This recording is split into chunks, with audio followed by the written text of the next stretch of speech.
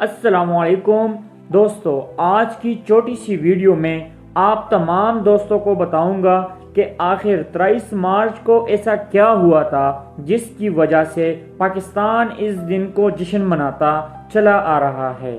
اور یہ بتانے سے پہلے آپ سے گزارش کروں گا کہ ہمارے یوٹیوب چینل پاکستان ڈسکور کو سبسکرائب کر لیں۔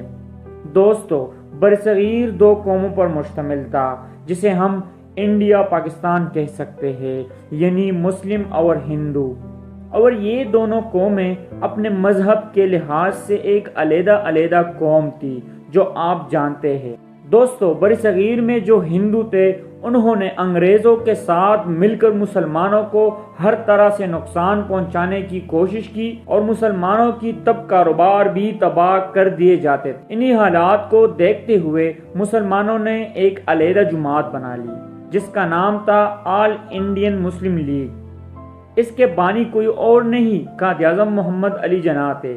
پھر قائد اعظم محمد علی جناح نے یہ فیصلہ کیا کہ مسلمانوں کے لیے ایک علیحدہ ملک بنایا جائے، اور تب حالات اتنے بگڑ گئے تھے کہ علیحدہ ملک بنانا بہت ہی ضروری ہو گیا تھا۔